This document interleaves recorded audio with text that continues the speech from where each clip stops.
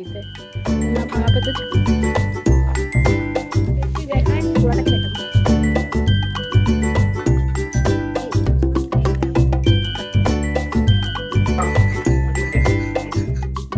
সকালবেলায় বাড়ির কর্ম নিয়েই এখন ব্যস্ত জীবন, মানে সংসার কথাটা তো শুনতে হলেও কাজ তো থাকেই।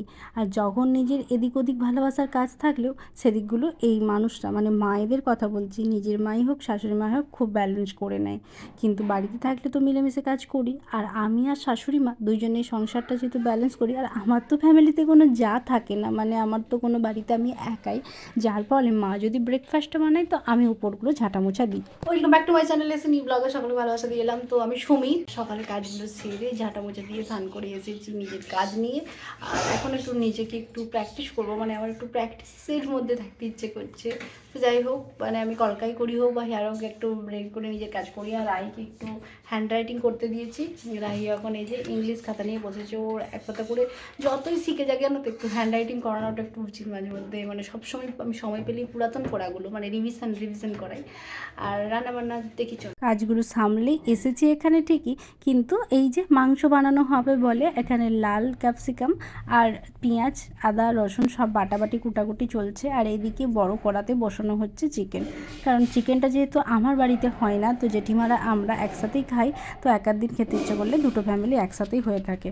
তো চলো এদিকে রান্না বান্নাগুলো হতে থাক। আর চিকেনটা বসানো হয়েই গিয়েছে। আজকে লাঞ্চ থালিতে হবে চিকেন কারি, তাই সুন্দর করে এখানে ভাজাভাজিগুলো হতে থাক। আমি দিদিভাইয়ের কাছে এসে বললাম কিছু যদি হেল্প থাকে বললেন করে দিচ্ছি, কারণ আদা রসুন বাটাবাটিগুলো আমি একটু বেটে দিতে পারি। দিদিভাই বললো ঠিক আছে, তুমি যতটুকু এগুলো এদিক ওদিকগুলো করে দাও, আমি এগুলো ভাজাতে থাকি। আর এই যে আদা রসুন সব কিছু বাটবো বলে এলাম, দিদিভাই দাও তোমার দেরি হবে, আমি বেটে নিচ্ছি। এই চিকেনটা প্রায় 1.5 কিলোর মতো ছিল, কারণ এই যে আমি রাহি আর মিস্টার ঘোষ সাথে আছে আর জেঠুদের ফ্যামিলি, সবাই মিলে এই চিকেন কারি দিয়ে। আর নিরামিষ কিছু রান্নাবান্না আমার বাড়িতে হয়েও থাকবে, কারণ এটা তো আর মা খায় না, তার জন্য নিরামিষ কিছু চচ্চড়ি আর শাকের ভাজা কিছু বানাবে বললো।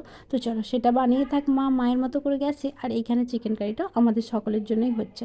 তারপরে কথাই আছে, এই ভাগ করা ব্যাপারটা কিন্তু অনেকটাই মজাদায়ক, কারণ যখন আমরা দেখি একসাথে 1.5 কিলোই হোক 2 কিলোই হোক, তারপর যখন বাটি ফেলে বাটি মাপ করা হয় তখন কিন্তু ঘুরি ফিরি সেই কম কম ব্যাপারটাই লাগে।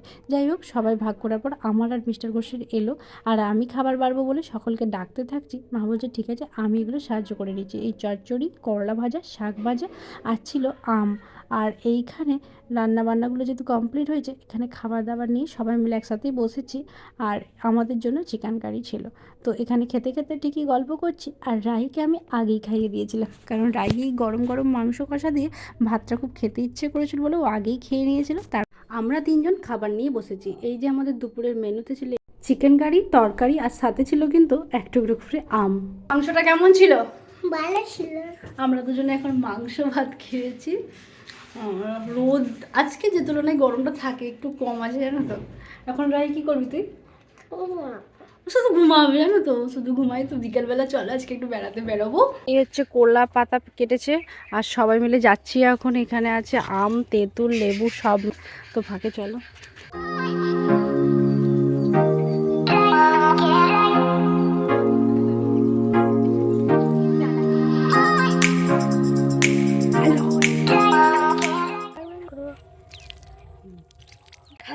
এখন এটা তেঁতুল গাছের টাটকা তেঁতুল সুন্দর করে ছাড়িয়ে নিচ্ছি, দিয়ে এখানে আমি দিয়ে দিই। এই যে আর একটা এই দেখো গাছ থেকে পড়েছিল, টাটকাটা নিয়ে এসেছি।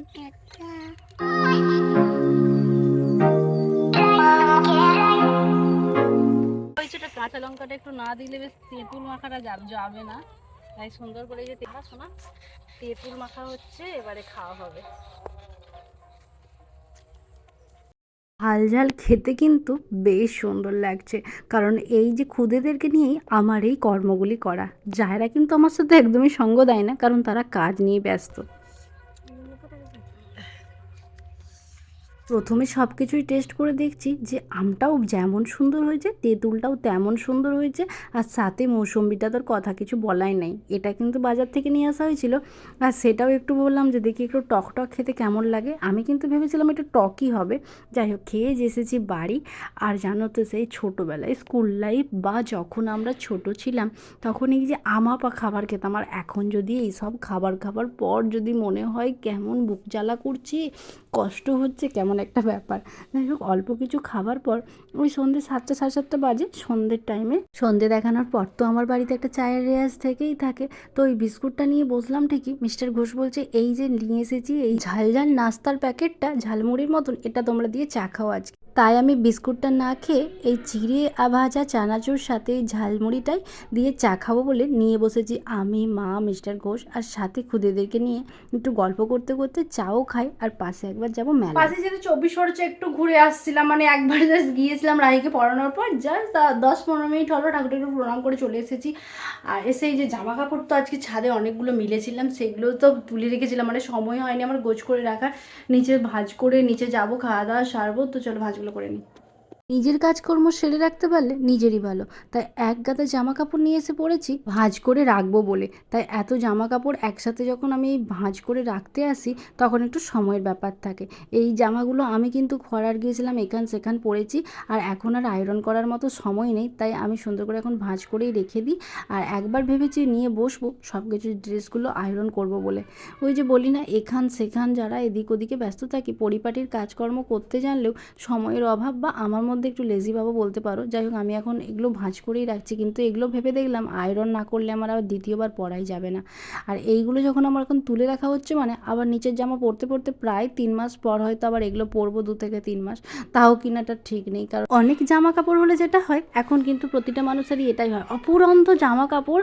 আর যারা এই বাইরে কাজকর্ম করে, শর্ট ভিডিও বানায়, তাদের ড্রেসের শেষ থাকেই না।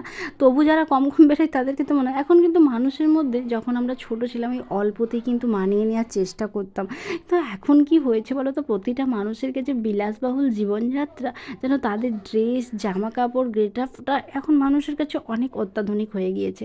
সেটাই সকলের জীবনেই হয়েছে। আর আমি এই টুকটাক জামা কাপড়গুলো ভাঁজ করে রাখলাম ঠিকই, এবারে আলমারিতে তুলে রাখি, কারণ এই যে ঘর জঞ্জাল হয়ে থাকলে একটু দেখতে কেমনই লাগে। এখন যারা যারা নিত্য নতুন বাড়ি করছে সবাই তো বাড়িতে ওয়ার্ড্রব লাগাচ্ছে, কিন্তু আমাদের এই বাড়িটিতে অনেক দিন হয়েই গিয়েছে, যার ফলে আলমারি একমাত্র ভরসা। কিন্তু এই যে আমার বাবার বাড়িতে যেটি বাড়ি হয়েছে, বোনের বেডরুমটাই আমি বলেছি একটি ওয়ার্ড্রব করতে। ওয়ার্ড্রবটি বানানোর জন্য এখন আমাদের বাড়িতে 2টি রুম হয়েছে ঠিকই, কিন্তু আরেকটি রুম পরবর্তীকালে করব, কারণ এই যে 2 বোন 2 জামাই যখন যাব, আর সাথে সাথে বাবা মা, মানে 3টে বাড়ি তো অবশ্যই দরকার। তার জন্যে এখন আপাতত বিজনেস খোলার জন্য অনেকটাই টাকা ইনভেস্ট করতে হয়েছে, তাই দোকান অনেকটাই যেহেতু খরচ হয়েছে, নতুন বাড়ি ভেঙে বাড়ি করা মুখের কথা তো না, তার জন্য এখন একটা বড় বেডরুম আর সাথে একটা বড় রুম বানানো হয়েছে ঠিকই, ওটা পরবর্তীকালে একটা ডাইনিং প্লেসের মতন প্যাসেজ করা যাবে। তার জন্য এখন ওয়ার্ড্রব হিসাবে বোনের বেডরুমটাতেই আমি করতে বলেছি। তো দেখা যাক এখন মিস্ত্রি কতটা করতে পারবে, সেটা তাদেরই ব্যাপার। যাই হোক, আমি সব কিছু জামা কাপড় গোছগাছ করে যেটুকু তুলে রাখার দরকার রাখলাম।